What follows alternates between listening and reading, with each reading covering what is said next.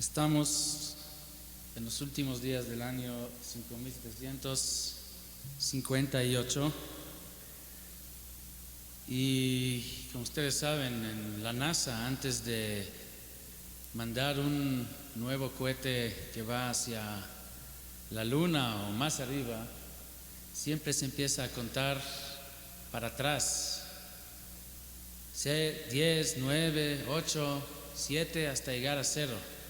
El conteo empieza realmente mucho antes, y cuando se empieza a contar, la emoción y la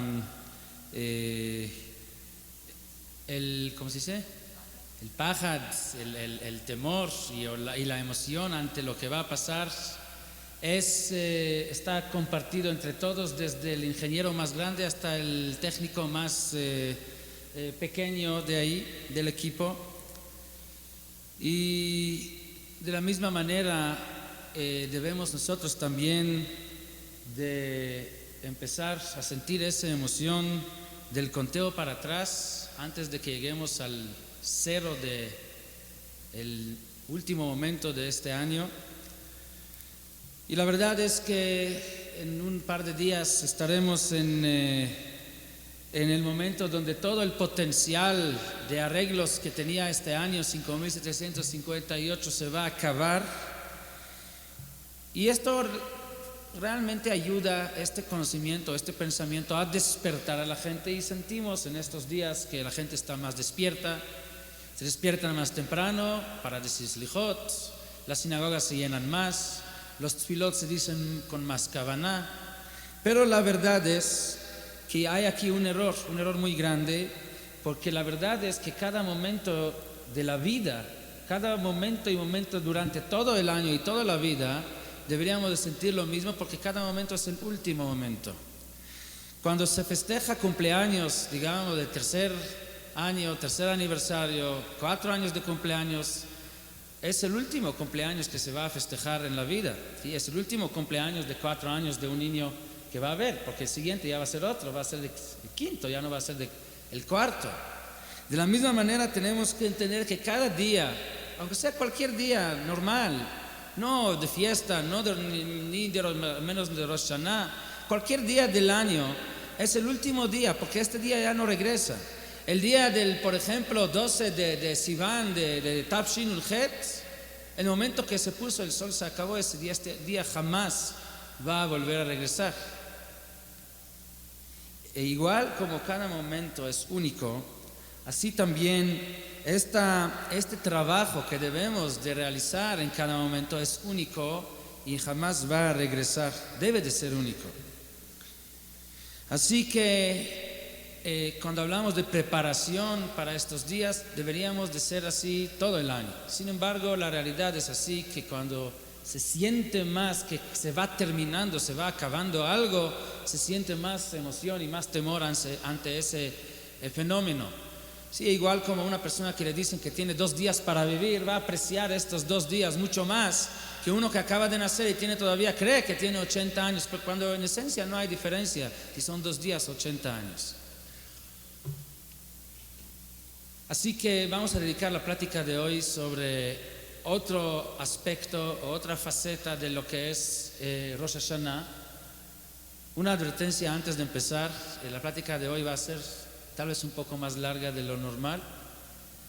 Es uno. 2, tal vez va a ser también un poco más difícil de lo normal, un poco más profundo. Sin embargo, espero que al terminar vamos a tener un conocimiento que nos va a ayudar a tener un año más dulce, porque el tema que vamos a tocar hoy es sobre la manzana con miel, la que vamos, Bezrat Hashem, todos a comer en un par de días, en la primera noche de Rosh Hashanah, cuando se agarra una manzana con miel y se dice una brajá especial: Yehi ratzon milfaneja Hashem Elokeinu ve'Elokei Avoteinu shetechadesh aleinu shana tova umetuka. Y la verdad es que desde el kinder ya llevamos esa idea, que no sé si hay otra idea tan clara sobre Rosh Hashanah como esa idea de que Rosh Hashanah es la fiesta de la manzana con miel. Tapuach bidvash, esto es lo que la maestra en el kinder enseña a los niños y esto llevamos con nosotros para toda la vida. La pregunta es si toda la vida nos vamos a quedar con esta idea tan superficial sobre la manzana y miel de, pues, algo de folclore, de comida judía, de tradición, de costumbre. Y como saben ustedes, y si no lo saben vamos a saberlo hoy, que no existe folclore realmente en el judaísmo. Cuando hablamos de comer manzana y miel no es porque es la comida tradicional de la fiesta, no existen este tipo de cosas en lo que es judaísmo, es algo mucho, mucho más profundo y algo que une realmente a todos los mundos, cada cosa, hasta la costumbre más pequeña que tenemos, y no es por folclore, no es por comida tradicional, esto no existe en el léxico de nuestro pueblo, ¿sí? Sí, ahora vamos a entender cuál es el simán que hay. Hay una Mishnah en Pirkei Avot, Antignos ish socho omer, Al tihiyu ka'avadim המשמשים את הרב על מנת לקבל פרס, אלא הבו כעבדים המשמשים את הרב שלא על מנת לקבל פרס. Antignos ish socho dice, no sean como sirvientes o esclavos que sirven al patrón por el pago y el premio que le va a dar después del trabajo, sino tenemos que ser como siervos que sirven al patrón sin intención de recibir el pago. Y hay otra versión que dice o al menat shelo lekabel pras, con intención, no sin intención de recibir pago, sino con intención para no recibir pago. Hasta ahí tiene que ser el nivel de servir a Dios. Y la verdad es que es muy difícil entender ese concepto. ¿Por qué? Sí puedo entender que se le puede exigir a uno servir sin esperanzas a recibir recompensa. Sí se puede, tienes que trabajar sobre ti mismo, esforzar de servir sin esperanzas a recibir recompensa. Pero esto siempre y cuando le digo a uno que no va a haber recompensa.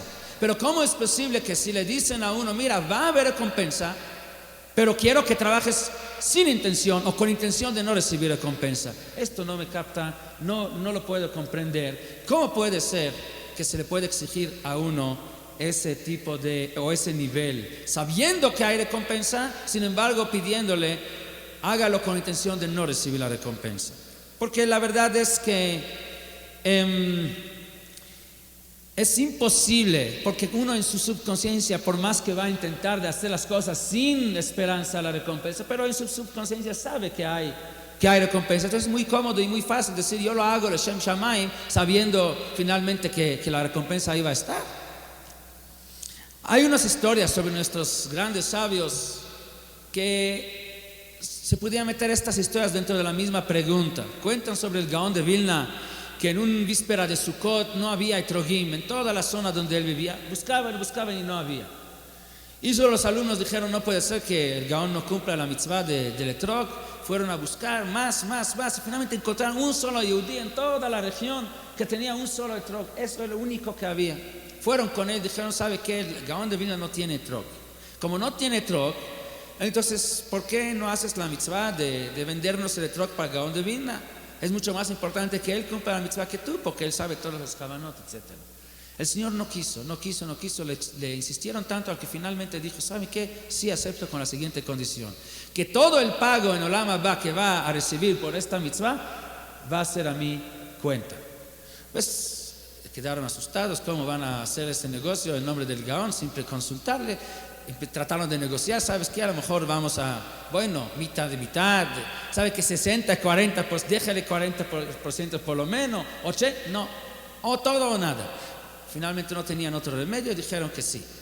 Y con esa condición tomaron el etrog. Cuando regresaron con el Gaón de Vilna y le trajeron el etrog, estaban temblando, iban a decir la condición, a ver cuál va a ser su reacción. Cuando le dijeron cómo fue el negocio y cuál fue el precio que pagaron por el etrog, el Gaón de Vilna brincó de alegría y dijo, gracias, por primera vez voy a tener la oportunidad de cumplir una mitzvah Leshem Shamayim, sin nada de pago. Gracias que me dieron esa oportunidad. Y dicen los alumnos que en este año cumplió con tanta alegría la mitzvah de etrog como nunca. Y la pregunta cabe, ¿sí es cierto que cuando el Gaón de Vilna después de sus 120 años subió al cielo, obviamente que sobre esta mitzvah de etrog no le dieron ninguna recompensa por etrog, porque esto lo había vendido? Pero ¿qué recompensa recibió por haber cumplido una mitzvah sin esperanzas a tener ninguna recompensa? Por cumplir al Shem Shamayim, con esta pureza de saber que no va a recibir ninguna recompensa. ¿Por esto no recibió recompensa? Obviamente que recibió, y 1000 veces más de todo lo que hubiera recibido por haber cumplido la mitzvah, sabiendo que iba a recibir algún premio. Entonces, ¿dónde está el chiste aquí? Entonces ¿dónde está? ¿Por qué tanta alegría de Gaón de Vilna como que si va a cumplir sin recompensa, sabiendo realmente? Gaón de Vilna lo sabía. Si nosotros lo podemos comprender, seguramente él lo sabía, que por cumplir sin esperanzas va a recibir todavía más recompensa. Entonces, ¿dónde está el punto aquí? Y lo mismo hay una historia sobre Rabbi Levi Yitzhak Bardichov, una historia parecida, que había un judío ahí anciano que le vinieron a contar que estaba muy enfermo y muy triste, muy deprimido y muy preocupado.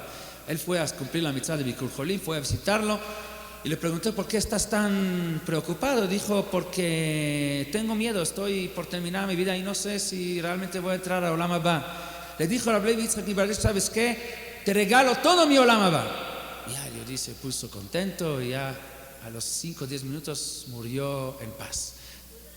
Entonces, sí, regalo, es mío. Entonces, si es mío, entonces te lo regalo.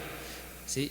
Entonces le preguntaron los alumnos: ¿Cómo se atrevió a hacer eso? Todo el trabajo de toda la vida, que ha trabajado tanto para ir juntando poco a poco más recompensa en el mundo venidero, lo regaló a este. Dijo Rabbi Yitzhak Bardichov: sí, vale dar todo el Olam Haba que me espera para ser un yehudí contento, feliz en sus últimos 5 minutos de la vida. Y la pregunta es la misma.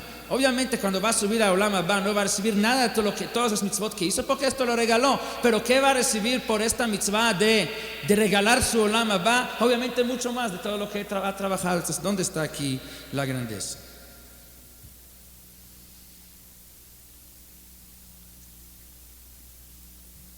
Vamos a regresar a estas preguntas al final de la plática. Y nos regresamos ahora al tema principal. En Rosh Hashanah vamos a comer, entonces en la noche de Rosh Hashanah, creo que esta costumbre es para todos, manzana con miel, y vamos a decir: Yehi Ratzon milfaneja shetitchadesh aleinu shana tova umetuka, que nos renueve y que nos des un año bueno y dulce. ¿Cuál es la idea? Entonces, ¿qué piensa la mayoría de la gente? Que como el dvash, la miel, es dulce, representa lo que es dulzura. Si ya estamos, digamos, ya no a nivel de kinder, a nivel más elevado, entendemos que la dulzura representa el midat hesed, ¿sí? Todo lo que es la parte positiva de bondad de Dios, y por eso comemos miel, para que esto simbolice un año de bondad, que no haya juicio, que no haya din, sino que haya hesed. Pero esto podíamos pensar así, pero si realmente nos profundizamos y nos ponemos a estudiar lo que significa la miel en la Torah, vamos a ver que no es así. En Yehezkel, por ejemplo, encontramos que Akadosh Baruj Hu le dijo a Yehezkel, hay una historia ahí en Yehezkel, que le dice: aquí hay una Megilá, le escribió una Megilá. Megilá era la Megilá del Jurban, la Megilá de la destrucción de Beit HaMikdash, de Yerushalayim. Y le pidió a Yehezkel que comiera ese Megilá, y dice ahí el pasuk que Yehezkel comió la Megilá, Vatei befi ledvash lematok, y sentí, dice Yehezkel, comiendo esta Megilá que hablaba del Jurban, el sabor dulce de la miel. La pregunta es: ¿cómo es posible que la Megilá del Jurban se convirtiera en un sabor dulce en la boca de Yehezkel? Vamos a ver otro pasuk. En la Torah no hay Naví. La Torah dice claramente: Kichol seor vechol dvash lo taktiru mimenu ishel Hashem. Prohibido ofrecer sobre el altar en Beit HaMikdash miel o producto de miel. Nada de miel. Pues si miel es tan positivo, es tan dulce, es chesed, ¿por qué no tiene que ser sacrificado en el Mizbeach? Viene Rabbeinu Bechayei. Rabbeinu Bechayei, uno de los Rishonim, no hablamos ahora de Jajamim de nuestra época, estamos hablando de la época de Nachmanides, uno de los alumnos de Nachmanides hace 700 años, y explica por qué dvash, por qué miel no puede ser ofrecido sobre el altar. Y dice así: dvash begimatria isha. La palabra dvash vale igual como la palabra isha, 306. ¿Ah? Musar, muy bien. 306, ¿verdad? Dvash, Dalet 4, Bet 2, son 6, más Shin son 300, 306. Isha también, mujer. Aleph, Shin, Ei, son 306. Explica Rabbeinu Bechayei. Ahora, Gimatriot, hay muchos que hacen, pero cuando los Rishonim hacían Gimatriot es porque no es así cualquier cuento. Dice Rabbeinu Bechayei que el Dvash representa al Yetzer Hara igual como la Isha, la mujer, fue el que convenció y que le incitó a Adán comer de la fruta prohibida. No fue manzana, es un error. De la fruta. Sí. Entonces, el Dvash representa al Yetzer Hara.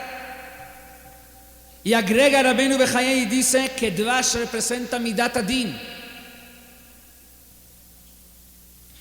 Y hay una machloket en la Gemara, creo que la semana pasada hablamos de esta machloket, si Betishrei fue creado el mundo o en Nisan fue creado el mundo. Y la Gemara trae dos opiniones. Y vienen Tosfot y dicen ahí, Eilu va'eilu divrei Elokim Chaim. No hay contradicción porque en Tishrei nivra olam b'machshava y en Nisan nivra olam b'poal. En Tishrei fue en pensamiento, en idea, y en Nisan fue cuando se realizó, cuando en b'poal, hecho, acción. Con eso empezamos a entender ahora lo que está sucediendo. Porque hay otro Gemara que dice Bitchila altal b'machshava libró et haolam b'midat adin. Al principio la machshava, el pensamiento, la idea fue crear al mundo con midat adin, con justicia. Pero vio a Kadosh Baruj Hu que el mundo no va a aguantar, fue y mezcló y combinó con midat arachamim. Que si Bitchila b'machshava, que si en la época donde había pura machshava de creación del mundo era midat adin la que dominaba. Y cuando llegó a la acción, ahí ya no fue con midat adin. Quiere decir que cuando es la época del año donde había machshava de crear al mundo en Tishrei, por eso Tishrei es el tiempo del din. Y por eso Rosh Hashanah es Yom Adin, es el día del juicio y de la justicia. Y por eso en ese día comemos miel, porque la miel representa Midat Adin. Pero no solamente Rosh Hashanah comemos miel, la costumbre es empezar a Rosh Hashanah y seguir con todos los Aseret Yemei Teshuvah. Hay una costumbre hasta Hoshana Rabbah comer miel cada vez que hacemos Hamotzi Lechem min haaretz, remojarlo en miel. Porque en Tishrei el mes es el mes del din, porque es el mes de la Machshava, y en la Machshava había Midat Adin. Nada más cuando llegó a la acción se mezcló, se combinó con Midat Arachamim. Pero miel es dulce. Entonces, ¿cómo puede ser que algo dulce represente al Midat Adin, din, que es justicia, que es duro, que es difícil, que es amargo? ¿Debería ser algo amargo?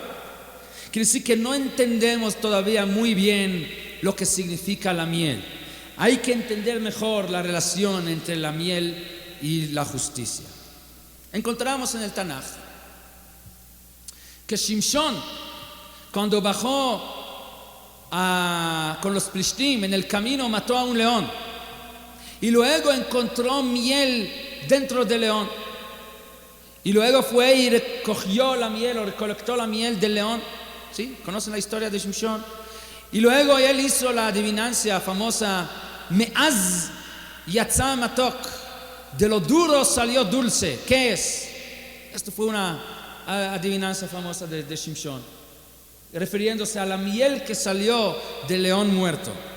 León, su cualidad representa Gvurah, representa Din, representa fuerza, que es Din.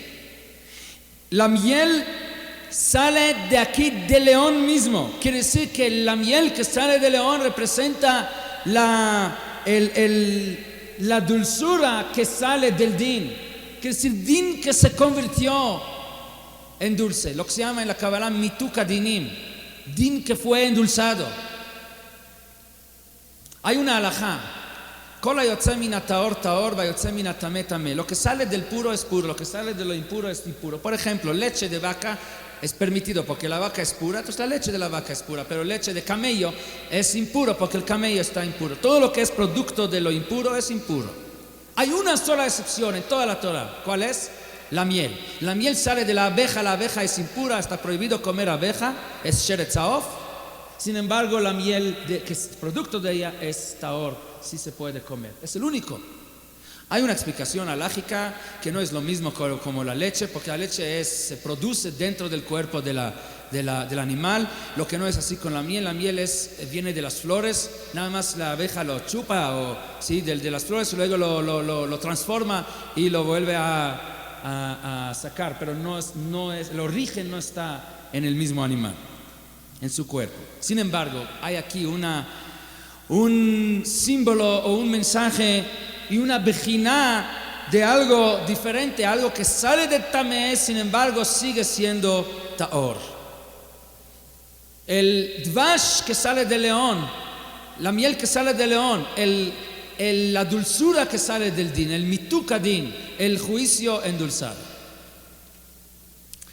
Ve'afta et Hashem Elokeja bechol levavcha o bechol nafsheja, dicen nuestros sabios, bechol levavcha, con tus dos instintos, con tu instinto bueno y con tu instinto malo, con Yetzer Hara y con Yetzer Tov. ¿Cómo es posible trabajar y servir a Dios con Yetzer Hara? Con Yetzer Tov entendemos, como con el instinto malo, pero hay que entender que el Yetzer Hara no es completamente ra, no es completamente mal. Dicen nuestros sabios, Impagá becha menuval ze, si te atacó este menuval, este Yetzer Hara en la calle, ¿cuál es la forma de luchar contra él? Jálelo al Bet HaMidrash, mosheu le Bet HaMidrash. Cabe la pregunta, yo en la calle no quiero verlo, todavía lo voy a traer hasta Bet HaMidrash adentro de Yetzer Hara. ¿Cómo es posible? Pero la respuesta es que no hay mal que no tenga bien dentro de él.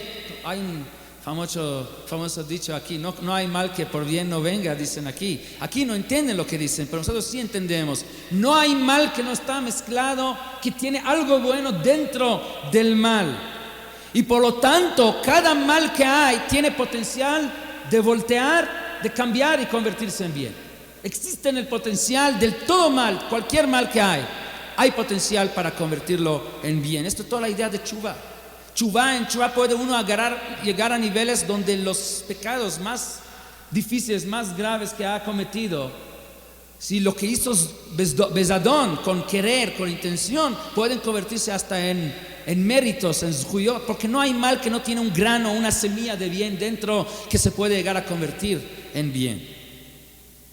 Y la miel representa el bien, esa semilla de bien que existe dentro del mal. La miel viene de la boca del león que representa el din, que representa todo lo que es lo difícil, lo grave, lo fuerte. De ahí viene la miel. La miel viene de la abeja misma es un animal prohibido, es tamé, pero la miel sale de ahí, que representa la semilla del bien que se encuentra dentro de cada mal. Me'az yatza matok. Y esto es lo que dicen nuestros sabios, que a la hora de tocar shofar, Akadosh Baruj Hu se levanta del trono del din y se sienta en el trono de Rahamim. Dice la Ria Kadosh que shofar, la palabra shofar hay que dividirla en dos, Shin Vav y Pei Reish. Shin Vav, la primera parte, vale 306, igual que Dvash, igual que si la esencia de esa parte del shofar es lo mismo. Sacar el bien que está escondido dentro del mal. Y luego Pei Reish, que su secreto es otro que también está relacionado con el din, pero ya es otro tema. 280, sí. Ahí habla, ya es otro tema. Entonces, Dvash significa el Gesed que está dentro del din, la bondad que está dentro de la justicia, el bien que está dentro del mal. Entonces ya empezamos a entender lo que significa la miel. Ahora no solamente comemos miel en la noche de Rosh Hashanah, sino al comer decimos Yehi ratzon shetitchadesh aleinu, shetechadesh aleinu, shana tova umetuka. ¿Qué significa que Dios nos dé un año bueno y dulce? Porque lo vamos a decir, hay que entender lo que estamos diciendo. Está escrito en la Torah que la luz que creó Dios en el primer día de la creación, Vayar Elohim et haor quitó, dicen nuestros sabios que esta luz Dios lo escondió. Lo escondió para los tzadikim, leatid lavo, para en el futuro. ¿Dónde escondió Dios esta luz? ¿Dónde la guardó para el futuro?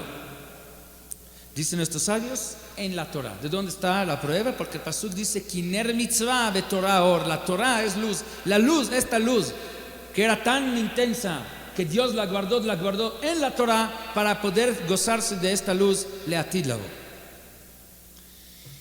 Y esta luz buena, que fue escondida en la Torah, que se llama luz, se llama también Tov, se llama también bien, porque la única cosa que Dios creó en los primeros días, en los 6 días de la creación, que Dios le llamó bien, es la luz. Porque todo lo demás, dice el pasuk, Vayar Elohim Kitov, pero en general. Pero no dice sobre una creación específica. Sobre la luz dice Vayar Elohim Etaor Kitov, que la luz es bien. Es la única cosa que Dios dijo que esto es bien. La Torah se llama luz y se llama bien. Ki lekach tov natati lachem torati al tazov. Ahora, hay cosas que el nombre de ellos, el nombre siempre de cualquier cosa representa la esencia de la cosa, ¿verdad? Cada nombre no es así nada más. El nombre es que en el nombre ya puedes entender todo lo que es la esencia de la cosa que lleva el nombre. Normalmente es así, menos 3 cosas que tenemos en el judaísmo, que el nombre no representa lo que es la esencia de la cosa. Lo único que representa es lo que la cosa no es, pero no lo que sí es. ¿Cuáles son, por ejemplo? Son 3. El primero, Moshe Rabbeinu. ¿Cuál es la esencia del nombre de Moshe? Ki minamai meshitiu. Quiere decir, Moshe salió del agua, no es agua, pero ¿qué es sí? No dice el nombre, ¿verdad? ¿Qué significa Ki minamai meshitiu? Creo que hemos explicado muchas veces, como explica el Maharal de Prague y otros, que el agua representa el materialismo. ¿Por qué? Porque cualquier materia tiene forma y la forma es la parte espiritual de todos los productos físicos, todas las cosas físicas, menos el agua no tiene forma, cambia su forma, que no tiene espiritualidad. El agua representa el materialismo y Moshe fue sacado del agua. Moshe no es materialista, esto es lo que sabemos de su nombre, pero ¿qué es lo que sí es Moshe? Esto ya no dice. Lo mismo, hay otros 2. Moshe mismo nos entregó como regalo a Israel 3 cosas. Nos dio la Torah que trajo del cielo, nos dio el Shabbat y nos dio la maná. La maná en el desierto.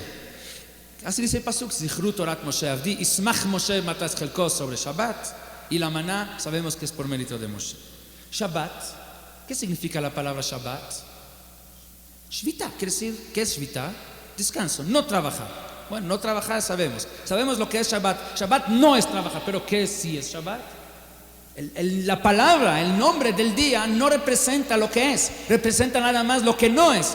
Lo que no es día de trabajo, Lishbot es algo negativo, no es algo positivo. No, en hebreo Shabbat no significa descanso, esto es el error. Lishbot significa dejar de trabajar, es todo. Lishbot significa, es una huelga, Shvita es huelga. Huelga no es hacer algo, es no hacer algo, es no trabajar, pero no significa en la palabra qué es lo que sí es Shabbat. Sí sabemos lo que es Shabbat, Me'en Olam Haba. Y esto es la razón por la cual no podemos describir con el nombre lo que es, porque ¿quién puede captar lo que es Olam Haba? Por eso Shabbat nada más el nombre representa lo que no es, no lo que sí es. ¿Sí? Por ejemplo, maná. ¿Qué significa la palabra man? ¿Por qué se le llamó man? Manhu, ¿qué es man? ¿Qué es esto? Que si nadie podía captar lo que es man, era comida espiritual, por eso se le llamó man. Manu, ¿quién es? ¿O qué es? Shuada, como se dice en árabe. ¿Qué es esto? Esto es la palabra man, manhu. Que decir, no hay en el nombre algo que significa lo que sí es, nada más significa lo que no es, no sabemos, que es algo raro que no conocemos. Eso es el significado del nombre. Es muy interesante, tenemos aquí Torah, Shabbat, ¿sí? Moshe y Man, ¿verdad? Estas 3 cosas. Y hay una pregunta más. Moshe Rabbeinu, ¿por qué nosotros utilizamos este nombre? Si el nombre original de él no era Moshe. Este nombre le dio la hija de Paró cuando lo sacó del agua, 3 meses después de que nació. Y estos 3 meses no tenía nombre. Tenía nombre, su mamá no le dio nombre cuando nació. Tuvia es el nombre de Moshe. Entonces, ¿por qué nosotros agarramos el nombre secundario que le dieron posteriormente? ¿Por qué no el nombre Shem Arizá, como se llama? Es el Shem principal de uno, el nombre que le dan cuando nace. Ahora vamos a ver por qué. Man significa que no sabemos lo que es, que sí, la maná era un alimento que no hay forma de describirlo, ¿sí? Dice nuestros sabios así: Adam Arishon, cuando comió de Etz Hadat, comió del árbol de la sabiduría, entonces ahí dice el pasuk Etz Hadat Tov Verá, y hemos explicado también muchas veces que Etz Hadat Tov Verá significa el árbol que al comer del fruto de ellos se mezcla el bien con mal. Dat en la terminología de la Torah significa unión. Vayeda Adam et Chava ishto. ¿Por qué? Es lógico, porque dat significa conocimiento. Conocimiento no se puede tener sin acercarse y unirse con algo. Y si yo quiero conocer algo, si yo quiero conocer el sabor de algún alimento, pues la única forma es contactarse con ello, ¿sí? Solamente acercándose a algo lo puedes conocer. Dat significa jibur, unirse con algo. Entonces, Etz Hadat Tov Verá significa el árbol que une el bien con el mal. Antes de comer del árbol, el bien era puro bien y el mal era puro mal. No estaban mezclados, el mal estaba por fuera, el nahash no estaba dentro de la persona. Después entró adentro el nahash, la serpiente, el veneno eso del Yetzer Hara, ya ahí se hizo parte de uno porque se mezclaron las cosas. A partir de comer de esta fruta ya no hay mal que no tenga también bien adentro. No hay león que no tenga miel, o no hay az que no tenga matok, y no hay bien que no tenga mal. En tzadik ba'etz asher ya'aseh tov velo yechtah. No hay tzadik que no ha pecado, que pase toda su vida sin cometer ningún pecado. Todo está mezclado. No hay bien que sea zach, tzalul, limpio, claro, que puro bien. Cuando nació Moshe, ¿qué dice el pasuk? Vatireu kitov. Lo vieron bien. ¿Qué significa que lo vieron bien? Pero dijimos que no hay puro bien. ¿Y qué dice más? Que la casa se llenó ¿con qué? Con luz. Porque esta luz que Dios escondió, porque ya no existe esa luz pura. Esa luz, ¿dónde la escondió Dios? En la Torah. ¿Quién es la persona que ya está destinado para traer la Torah? Es Moshe Rabbeinu. Por eso Moshe Rabbeinu lo vio que es puro bien y pura luz. Él es el que va a traer la luz de la Torah. Quiere decir, algo de esta luz escondida desde Shivat Yemei Bereshit, Shesh Yemei Maaseh, algo de esto reposaba sobre Moshe Rabbeinu, y por eso cuando nació iluminó a toda la casa.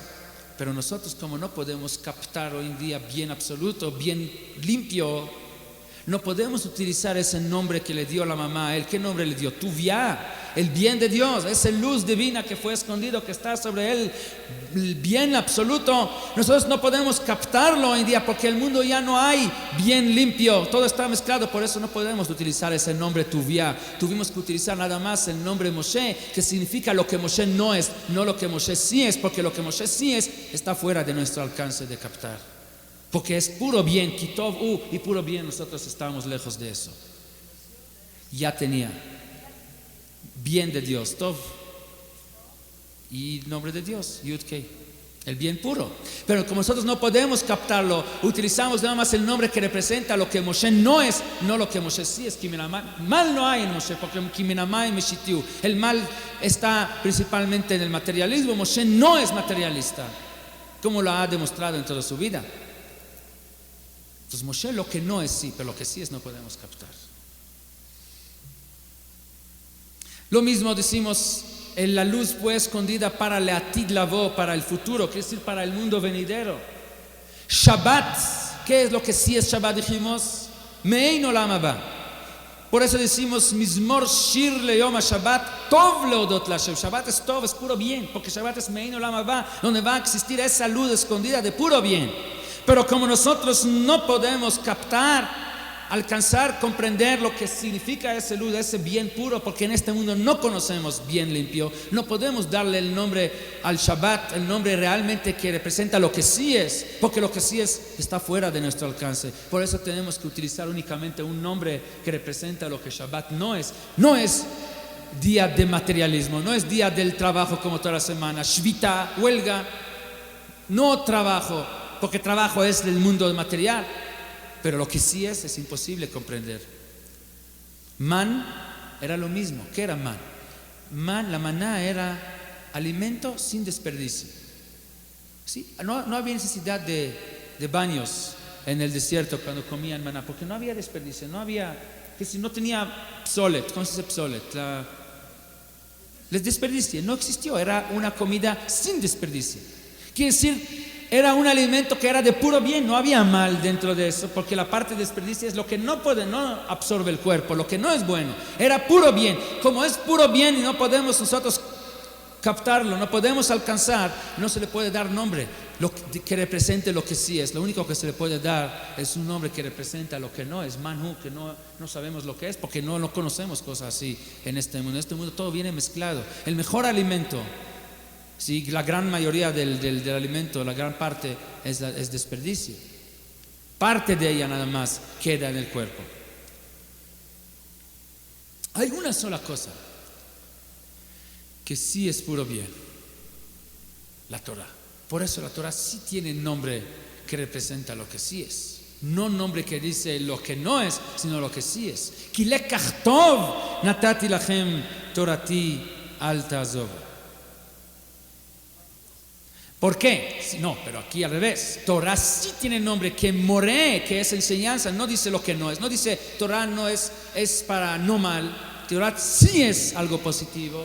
Porque cuando Dios escondió en la luz y después del pecado de Adán, donde mezcló el bien con el mal, todavía hay forma de agarrar el mal, aunque que está metido dentro del bien, o el bien que está metido dentro del mal, y voltearlo y sacarlo y limpiarlo. Todavía hay posibilidad de llegar a bien absoluto con un solo camino. ¿Cuál es el camino? El camino de la Torah.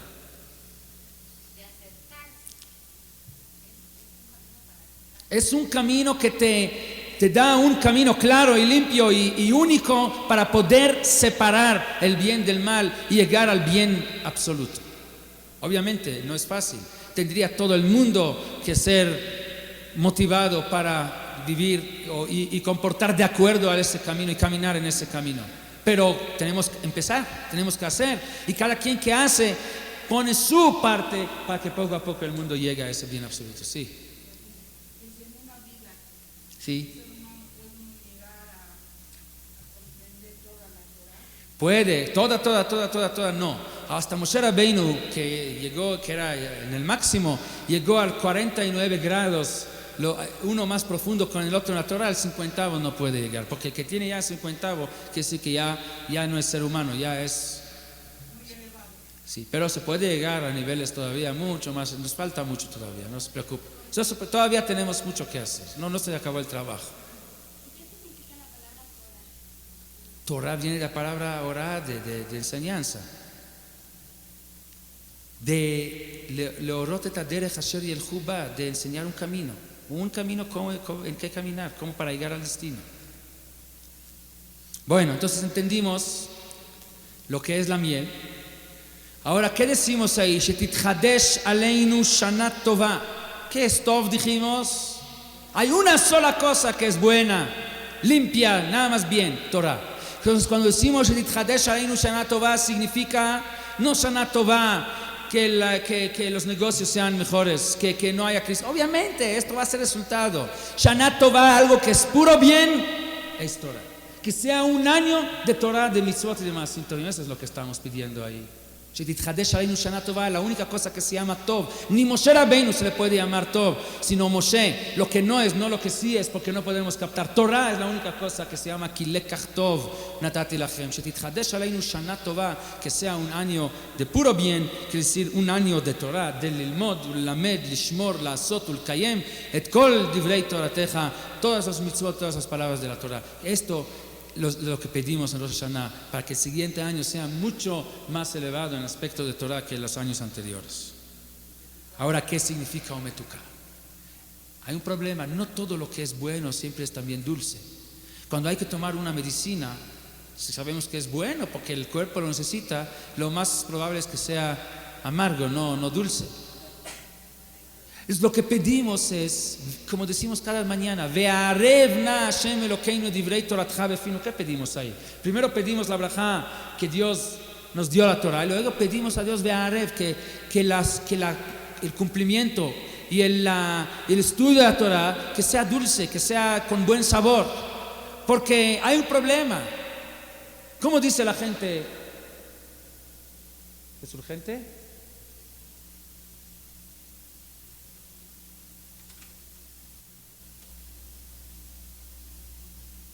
Seguimos.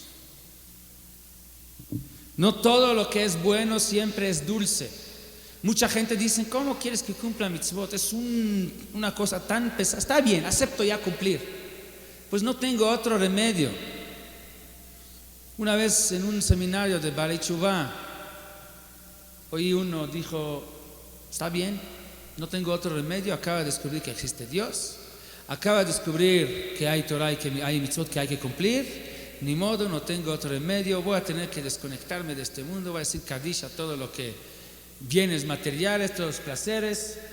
Ni modo, un día negro para mí, pero tengo que aceptar, voy a cumplir, pero es negro. ¿Por qué? ¿Cómo voy a poder? Pero lo va a hacer. Moray Barabotay está 100% equivocado. El Ramjal dice en Mesilat Yesharim al principio, cuando habla sobre la obligación de que uno tenga claro su obligación en este mundo, Shitbarel Adam Ma'u Chovato Beolamo, dice Sheit Aneg, la obligación es deleitarse de este mundo. Obviamente que sigue deleitarse al Hashem. No hay forma de deleitarse y de tener regocijo en ese mundo sin Dios. Pero la mitzvah no es estar deprimido, la mitzvah es estar feliz.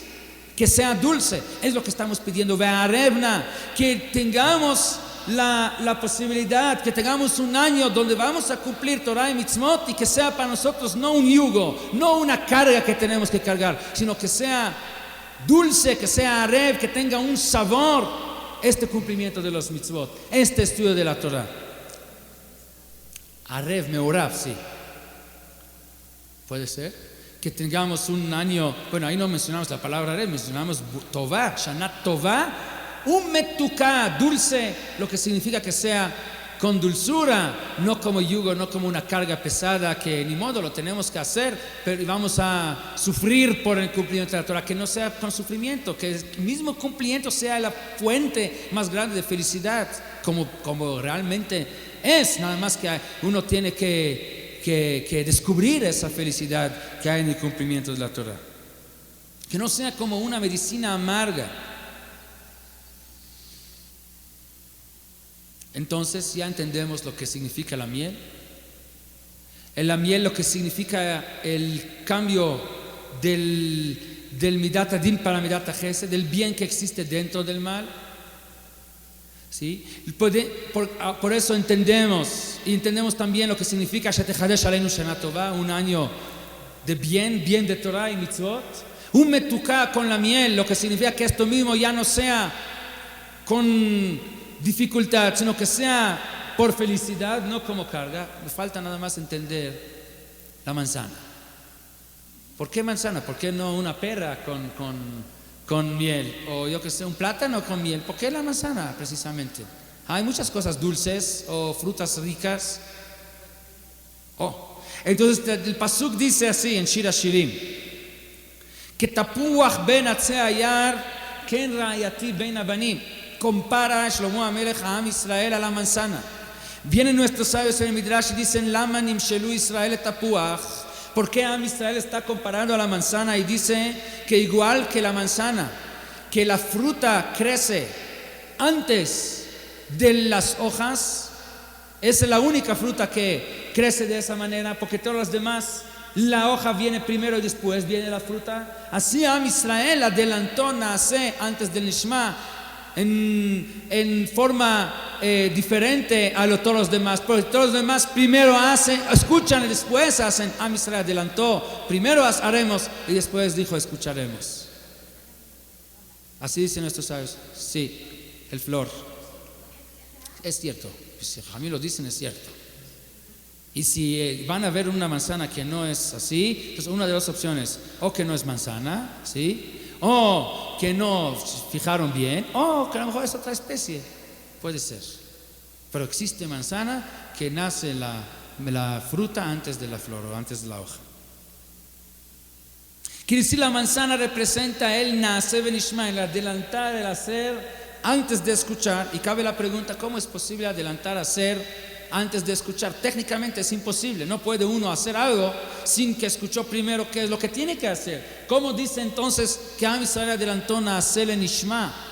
Técnica, a ver, no muy profundo, sino cómo funciona en la realidad hacer antes de escuchar. Explican nuestros sabios que la idea o el significado de nacer benishma, obviamente que no es hacer antes de escuchar, no se puede. Sin que Dios diga la mitzvah de Shabbat no se puede cumplir, nadie puede saber. Pero lo que significa es qué es lo que es la causa y cuál es el efecto. Si la causa es el escuchar y por lo tanto viene uno y hace, o que la causa es que uno quiere hacer y por lo tanto va a escuchar para ver qué es lo que necesita hacer. Y son dos formas completamente distintas. Porque cuando hablamos de nishma benase, eso significa que uno, porque lo ordenaron, por eso hace. ¿Qué tal si no lo hubieran ordenado? Estaría más feliz, más tranquilo.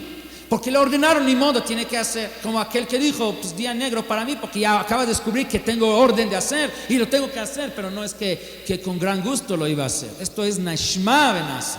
Nacer benishma significa que uno no espera que le llamen y que le ordenen para que esto le va a obligar a hacer. Si uno, por tanto, que quiere hacer, por eso él busca, a ver, dime qué es lo que quieres, porque es lo más quiero es hacer lo que tú quieres. Entonces el nishma es producto del querer hacer, no es que el querer hacer es producto de que ya escuchó lo como carga, sino cumplirlo por amor, cumplirlo con dulzura. Es la misma idea de Shetechadesh Aleinu Shana Tova Umetuka, un año de Torah y de Mitzvot, pero Torah y Mitzvot no como carga, no como obligación, sino como la cosa que más queremos hacer. Pero uno quiere cumplir, y además que como quien no sabe, pues voy a estudiar, pero no es que como el Rabbi ya me dijo y me advirtió y me amenazó que va a haber Geinom, por eso pues ya con miedo voy a hacer, porque si no lo voy a hacer me voy a tener Geinom. Pero la verdad es que a mí me gustaría mucho más ir a jugar barajas que ir a una clase. No, esto es la forma de Nishma benase. Nacer benishma, cuando uno llega a entender y uno llega a amar a Dios de tal manera que no hay un placer más grande para él que servir a Dios. Ya, esto es el motivo de sus hechos, no porque ni modo hay una carga, hay una obligación. Shem Shammai.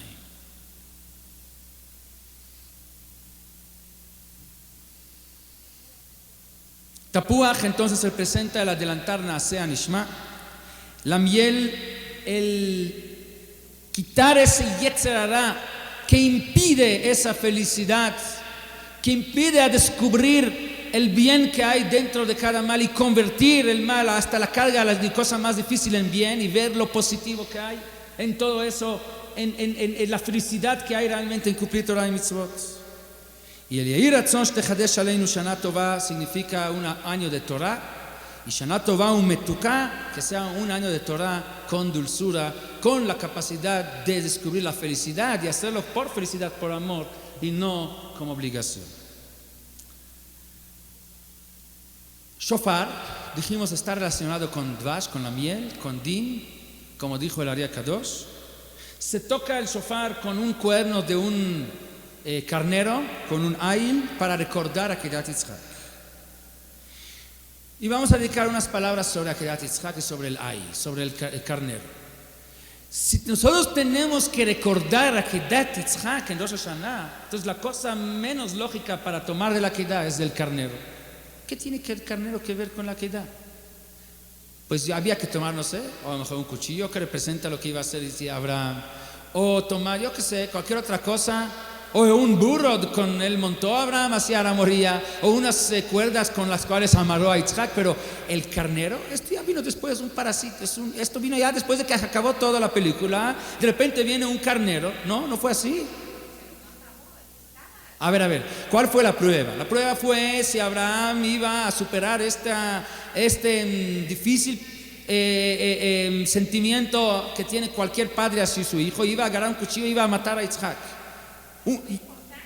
Entonces, una vez que él agarró el cuchillo en la mano y dijo la braja, Shakichanu Vitzivanu, a la shchita, iba a matar, y ya Yitzhak ya está amarrado ahí, con esto ya pasó la prueba.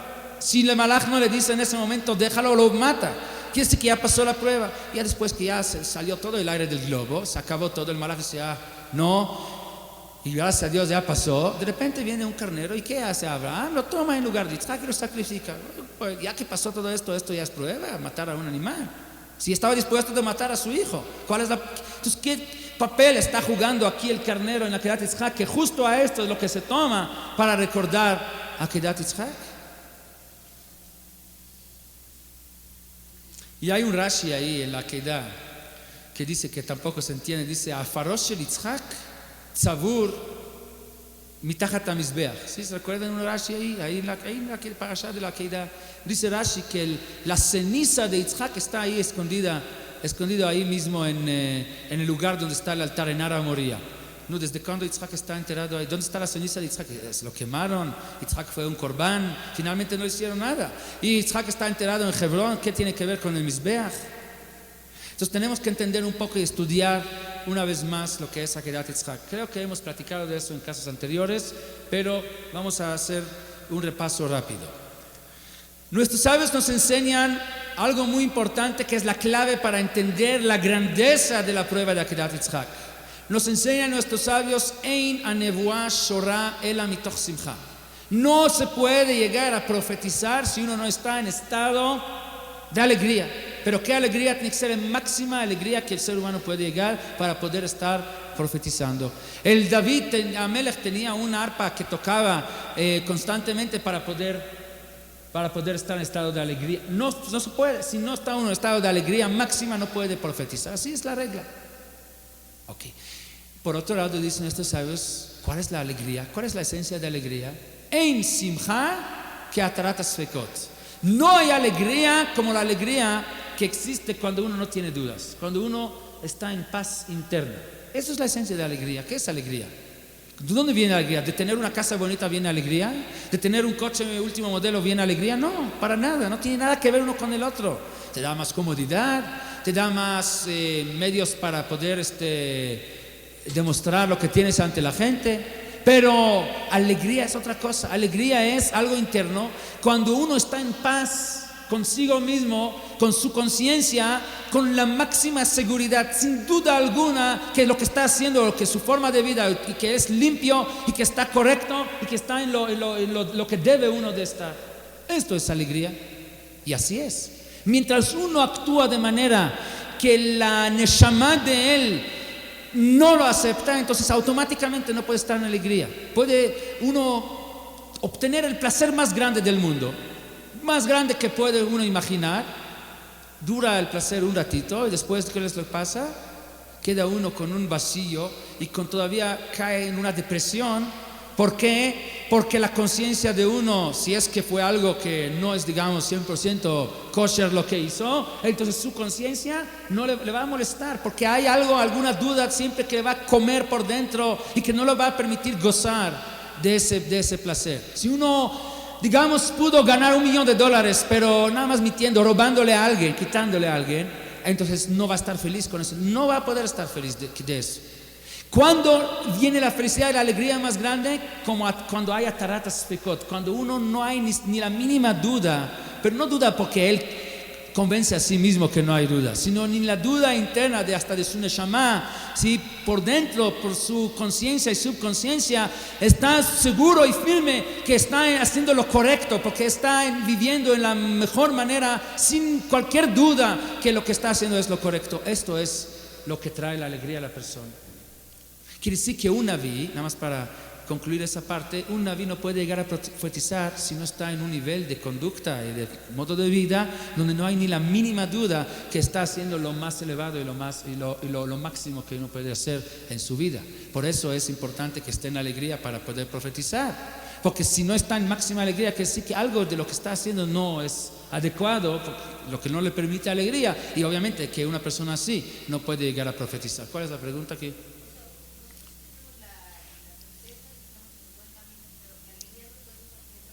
Porque con todo lo que estamos en buen camino, todavía nos falta mucho para estar realmente en lo que es buen camino. Vamos a ver ahorita lo que es buen camino, lo que es Abraham Avinu. Entonces, ¿qué pasa con Abraham Avinu? De repente le habla a Dios. Si le habla a Dios, quiere decir que Abraham, ¿en qué estado está en ese momento? máxima alegría, que sí que está el 100% en el camino correcto, sin cometer nada que le provocaría alguna duda sobre lo que está haciendo, ¿verdad? Mucha paz espiritual, paz interna. Y Dios le habla y dice: toma a tu hijo, tu único. Bueno, hasta ese momento todavía sigo con alegría. Pues a lo mejor le dice: llévalo a Las Vegas, no sé, o a Disneylandia, porque todavía no le dice a dónde. Pero luego le sigue diciendo: Va'aleu leolá alajá de arim asher omar eleja. Y súbelo como holocausto sobre alguna montaña que yo te voy a decir más adelante.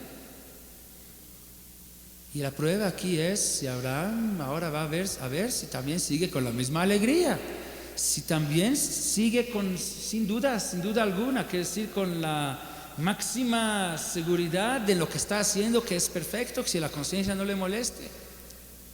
Pero Dios le pone la prueba difícil, no le dice luego, le dice: te voy a decir más adelante. Tarda 3 días en decirle, para ver 3 días para que vaya cocinando el asunto dentro de él, para ver si todavía en 3 días más adelante, cuando Dios le va a hablar, si Abraham todavía va a poder escuchar. Porque para poder escuchar va a tener que seguir en el mismo nivel de alegría, y a ver si va a estar tan alegre en 3 días llevando a su hijo, ¿sí?, para matarlo. Y vamos a analizar un poco la relación entre Abraham e Isaac. No había en la historia una persona que amaba a la gente como Abraham Avinu. No había. La prueba está muy sencilla. Cuando Dios iba a destruir a Sdom, y Sdom es el peor enemigo de Abraham, es lo opuesto de Abraham. Todo lo que hace Abraham es luchar contra Sdom. Entonces, ¿qué haría cualquier otra persona cuando ve que se va a destruir Sdom? Qué bueno, ya por fin ya se va a acabar mi enemigo. ¿Qué hace Abraham?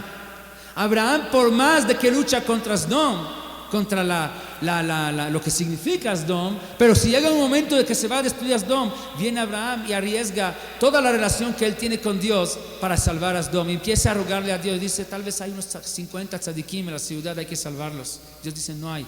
Bueno, a lo mejor hay 45, a lo mejor hay 40, a lo mejor hay 30, a lo mejor negocia, discute con Dios. Quiere decir, normalmente uno, cuando llega a tener una buena relación con una persona muy importante, no va a discutir con él para salvar a un tercero. O sea, todavía se queja con él, hasta casi lo reclama. ¿Para salvar a quién? Salvar a Sdom. Porque Abraham no puede ver que se va a destruir otra gente, no importa, aunque sea Sdom.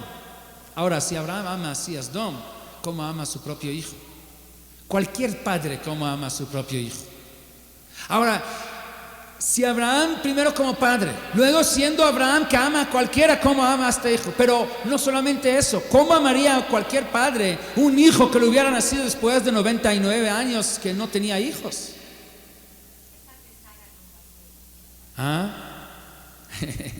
Bueno, hay que entender ahí lo que no pasó, que sí pasó, es otro tema.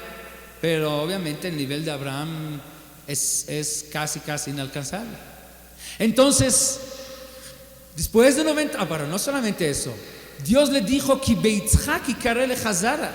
En ese Yitzhak vas a ver najes, vas a ver muchas generaciones, un gran pueblo, que todo su futuro está en él. Entonces, ¿cómo quiere Abraham a este hijo? Sin embargo, después de 3 días, cuando dice el pasuk, Vayar et hamakom merachok, y vio el lugar de lejos. Y cuando vio el lugar de lejos, era Bemar'ea Nebuá, era profecía. ¿De dónde sabemos que era profecía? Uno, porque Dios dijo que yo te voy a decir, que sí, que cuando vio es porque Dios le dijo. Dios le señaló, le mencionó a través de la Nebuá. La otra razón es que vemos que los ayudantes no vieron. Cuando se preguntó si usted, porque ellos no estaban en estado de Nebuá.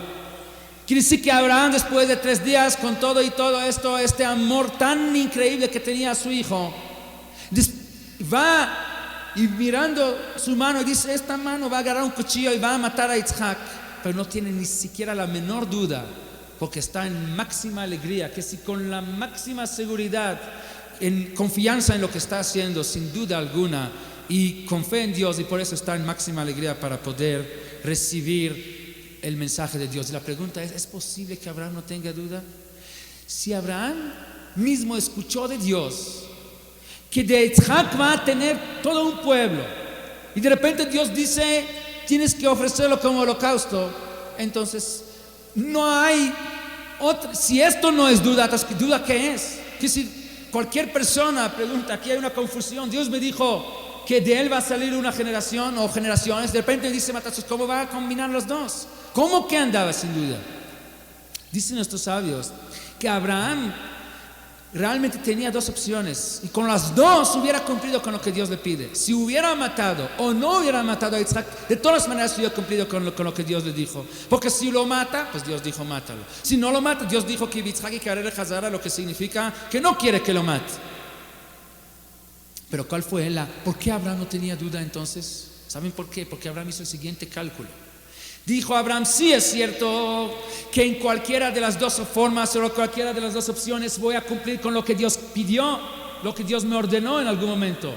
Pero solamente en una de las dos voy a cumplir únicamente con lo que Dios quiere. ¿Por qué? Porque en la otra opción de no matar a Isaac, cumplo con lo que Dios dijo, pero también cumplo con lo que yo quiero. Porque lo que quiere un padre normalmente es no matar a su hijo. Pero de las dos opciones hay una nada más, la de sí matar a Isaac, que es nada más cumplir con Dios y únicamente con lo que Dios quiere y no coincide y no es porque lo que cualquier otra quiere. Que si nada más esta es la que me da la oportunidad de cumplir una vez algo que sea únicamente por Dios, sin involucrar cualquier otra idea, cualquier otro motivo. Y por eso Abraham no tenía ni la menor duda de lo que tiene que hacer. Y estaba en alegría y pude ver el lugar. Por un momentito, llega al lugar, construye el altar, amarra a Isaac, prende el fuego, agarra el cuchillo en la mano y en este momento pone el cuchillo por encima del cuello de Isaac y empieza a decir la braja Baruch atah Hashem Elokeinu melech haolam asher kitshanu mitzvotav vetzivanu al hashchita. Y en ese momento le habla el malach y le dice a Abraham, Abraham, al tishlach yadcha el anar. ¿Y en qué estado está Abraham en ese momento? Si Abraham estaría con la menor duda de que si lo que está haciendo está bien o no, cualquier nidnut de safek, no estaría escuchando las palabras del malach porque no estaría en la máxima alegría que se necesita para poder escuchar la voz del malach. ¿Saben lo que hubiera pasado si Abraham no estaría en alegría? Hubiera matado a su hijo y Dios lo hubiera acusado de asesino. Claro. Porque Dios le hubiera dicho, tú eres Rotzeach, asesino, mataste a tu hijo. Abraham hubiera dicho, ¿cómo que si tú me ordenas? Yo te ordené, no. Yo no te ordené matar a Isaac. Yo te ordené matar a Isaac, pero te ordené Yivdu et Hashem besimcha. No te ordené hacerlo sin alegría. La orden de Dios es cumplir y servir a Dios con alegría. Yo no te ordené matar a Isaac con dudas. Entonces es tu culpa que mataste a Isaac. Si tú realmente hubieras cumplido con lo que yo te pedí, Yivdu et Hashem besimcha, servir a Dios con alegría, Isaac no se hubiera muerto porque hubieras escuchado la voz del malach. Si no lo escuchaste es porque tú no lo cumpliste como debe de ser. Quiere decir que Abraham, agarrando el cuchillo en la mano en ese momento, está en la misma alegría como estuvo antes. Ahora vamos a decir así, ¿cuál sería la técnica que podía utilizar Abraham para pasar esta prueba? Entonces la psicología nos enseña que hay formas de que uno puede oprimir ciertos sentimientos que tiene dentro de él, trabajando sobre sí mismo ¿cómo se dice? ¿Da qué? Oprimir, tapar algún sentimiento. Quiere decir, Abraham lo que podía hacer tal vez es convencer a sí mismo que no quiere a Isaac. Ya empezar a meditar, no quiere a Isaac, la verdad, no, convencer a sí mismo que no lo quiere. Y así a lo mejor hubiera logrado pasar la prueba. Pero Dios no le permitió esa facilidad. Porque Dios le dijo que si va a ser de esa manera, quiere decir que no pasó la prueba. Porque kach na et bincha et yechidcha asher avta, dicen pasado, avta. ¿Qué quiere decir asher avta? Para que lo tienes que seguir amando como siempre. No se vale de que vas a trabajar sobre ti mismo para dejar de amar a Isaac.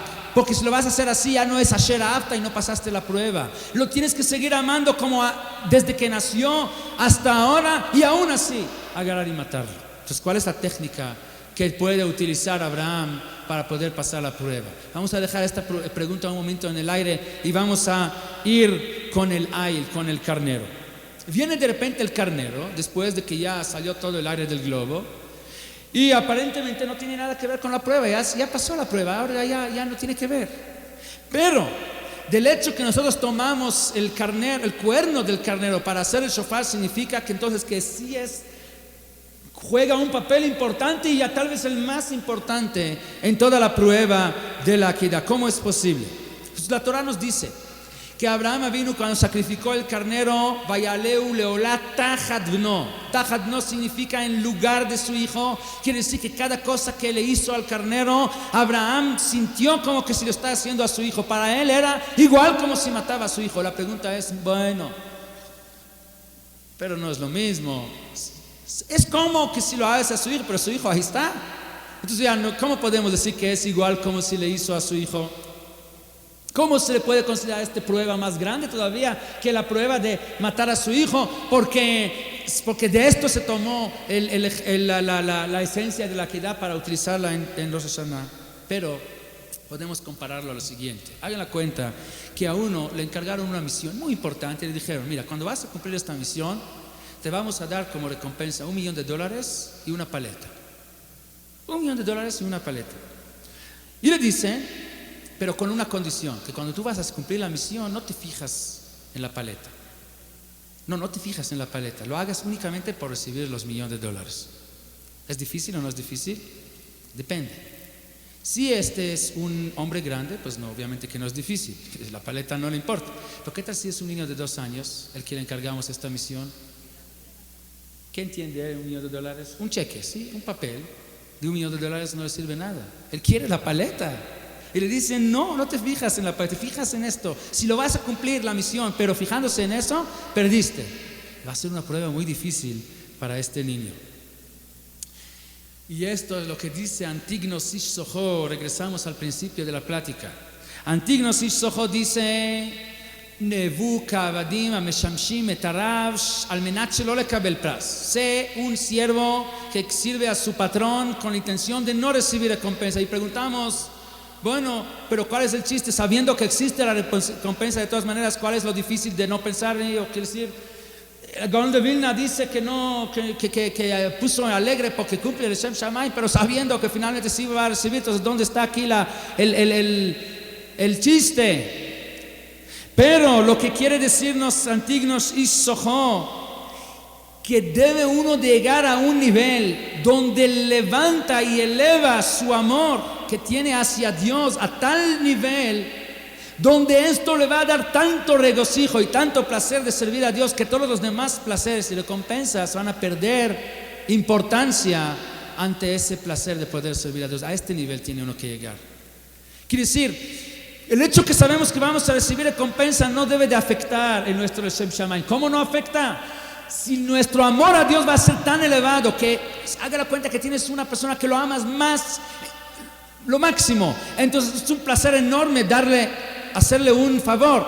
Así tiene que ser, de tener un amor y un regocijo tan grande, un placer tan grande de servir a Dios, que todas las demás recompensas que vas a recibir va a ser como nada.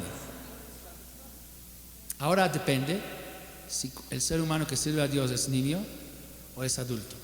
Quiere decir, si es un niño va a ser muy difícil al que él se fije en el placer de servir a Dios y no en el placer de recibir la recompensa que Dios le promete. Pero si es un adulto que logra levantar y elevar su amor hacia Dios a tal manera de que va a ser para él un placer tan grande, puede lograr, difícil, pero puede lograr a que esto cubra todas las demás cosas. Entonces, el Gaón de Vilna llegó a eso. Para él el placer de servir a Dios era tan grande que ni se fijaba en ese momento todos los demás recompensas. Para él era lo máximo de poder servir a Dios sin tener recompensa, porque esto era lo máximo para él, servir a Dios. Esto ahora nos explica la Akidá. Preguntamos, ¿cómo es posible que sacrificar el carnero fue todavía prueba más grande que sacrificar a Yitzhak? Dijimos que es imposible sabiendo que Yitzhak ya está vivo a un lado. Pero Yitzhak, dijimos, ¿cuál fue el mecanismo que tuvo que utilizar Abraham para poder pasar la prueba? No bajar el amor a Yitzhak. Esto no puede, porque esto significa que no pasa la prueba, sino que hacer, elevar el amor a Dios a niveles que cubran el amor que tiene hacia Yitzhak. Y por lo tanto, Y por lo tanto, su amor a Dios llegó a tal nivel que para él ya no tenía importancia si el que está sobre el altar es Yitzhak, o si un carnero, o cualquier, ya no tenía nada, no tenía importancia. Todo perdió significado. Obviamente a nosotros nos cuesta trabajo captar eso. ¿Cómo es posible que uno no le dé importancia si está ahí el carnero o si está su hijo? Pero Abraham estaba en ese nivel. Que su amor a Dios llegaba a niveles tan elevados que servir a Dios era el placer más grande. Entonces ya todo lo demás ya era insignificativo, insignificante. Y por lo tanto es que no había otra forma de cumplir ese nisayón sino por Ivdu et Hashem. Ahora se entiende, Ivdu et Hashem besimcha. Esto era, por eso podía estar con el cuchillo en la mano y todavía estar en el estado de alegría que puede escuchar la voz del malach. Ivdu et Hashem besimcha. Ahora, ¿cuál sería la reacción de cualquier otra persona que estaría en una situación como Abraham? Y de repente al último momento le dice el malach, Al tishlach etcha lanar. ¿Cuál fue la reacción en ese momento? Un suspiro de lo que se llama Anjat Revajá. Gracias a Dios, ¿no? Gracias a Dios que ya no tengo que hacerlo. ¿Cuál fue la reacción de Abraham? Abraham empezó a insistir. ¿Sabe qué? No puedo hacer nada, algo por lo menos. Un poquito de sangre voy a sacar. Algo. Y por eso el malach tuvo todavía que seguir advirtiendo. Al tishlach etcha lanar. Al tas lo meuma, que no le vayas a tocar, porque Abraham insistió. Porque para Abraham el servir a Dios era lo máximo y estaba mucho por encima del amor a su hijo. Esto es lo que provocó la llegada del carnero. ¿Por qué llegó el carnero? Porque Abraham insistió tanto de servir a Dios que Dios tuvo que mandarle un carnero para que haga algo, porque si no Abraham estaría loco, no puede servir a Dios. Le mandó el ay. Entonces, ¿qué es lo que realmente representa la prueba que pasó a Abraham? Es el hecho que llegó el carnero. El hecho que Dios tuvo que mandarle un carnero para demostrar el nivel cómo pasó la prueba. Porque ahí en esto consiste la prueba. No el hecho que iba a matar a su hijo, sino el hecho que cuando iba a matar a su hijo lo hizo con máxima alegría, no como un cargo, como un yugo, que al decirlo que ya se le quitó un peso por encima. Sino al contrario, al decirlo que no, ahí es donde se le puso un peso por encima, ahí es donde entró a depresión de cómo es posible que no va a servir a Dios. Y todo eso se manifiesta con el carnero, porque si no, no había necesidad de mandarle un carnero. Por eso el símbolo de Akedat Yitzhak es principalmente el carnero. Resulta que en aquel año de Abraham, año de la Akedah, sí fue un Shana Tová Umetuká para Abraham. Porque Shana Tová Umetuká, en el significado que nosotros conocemos ahora, es un año de poder servir a Dios, pero servir a Dios no como yugo, sino servir a Dios con máxima alegría, con deseo, con voluntad de nacer que provoca nishma, no nishma que provoca nacer.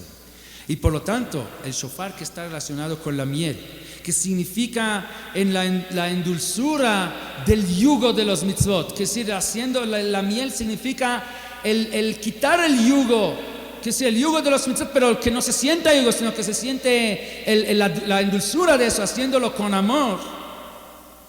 ¿Sí? Entonces, esto es la esencia tanto del shofar como la miel y la manzana que vamos a comer en la noche de Rosh Hashanah. Hasta aquí fue teoría. Ahorita para le masé.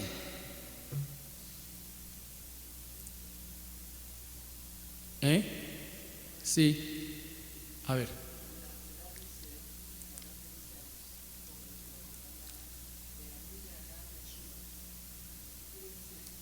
Sí. No. Entonces hay que dice que en Ruach HaKodesh, que sin niba velo adamaniba, y en el lenguaje del Tanaj encontramos muchas veces que uno habla en primera persona y habla en plural. Es bastante común en el Tanaj que se habla igual como se habla a uno y se le habla en forma de plural, en segunda persona, también en primera persona. Así que esto no es... Sí, entonces no sabes, dice que era como una especie de nebuá sin que sabía exactamente quién que había el significado de eso. Era como que Dios le puso la palabra en la boca sin que se diera cuenta. Sí. Entonces, Moray Rabotai, hace un poco más de 50 años, en el día de Rosh Hashanah, antes de los Tkiyot, estaba el Rosh Shivat y Shivat Hebron, Arav Sarni. Yo ya no lo conocí, pero su hijo fue Mirosh Yeshiva cuando yo estuve en Yeshivat Hebrón. Y esa historia la recibimos hasta el día de hoy, que así fue. Y estas fueron las palabras que dijo hacia los Bajurim en la Yeshiva antes de los Tkiyot, allá en Rosh Hashanah, en Jerusalén. Fue en el tiempo de la Segunda Guerra Mundial, donde ya se llegaron las primeras noticias de lo que está sucediendo en Europa. Y les dijo a sus alumnos las siguientes palabras. En este mismo momento, así les dijo, allá en Polonia, hay unos 10 personas que están sentados en un búnker, escondiéndose de los alemanes, y se están preparando para Tkiat Shofar ahora en este mismo momento, igual que nosotros. Vamos a pensar e imaginar un poco lo que está pasando allá, en este búnker, allá, ahora, en este mismo momento. ¿En qué situación se encuentran ellos? Tienen ya años siendo perseguidos. Tienen ya meses que están escondidos en el búnker, con hambre, sin comida. Tal vez lo que tienen es una rebanada de pan que tienen que compartir entre 10 personas.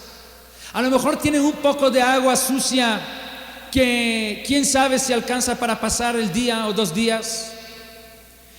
Ya tienen meses de sentarse ahí sin respirar aire limpio, sin poder pronunciar palabras sino solamente lo más querido para que Haz Shalom nadie los oiga. ¿Cuáles son entonces lo máximo que pueden desear en ese momento? Seguramente lo máximo que ellos desean en ese momento es: si Dios me va a mandar un poco más de una rebanada de pan, a lo mejor un medio pan o un pan completo. No importa que sea seco o que sea viejo, pero que sea para mí, que no tenga que compartir con todos, que tenga cada quien lo suyo. Ya sería una cosa increíble, que si esto lo voy a tener, seguramente estaríamos felices, piensan ellos en estos momentos.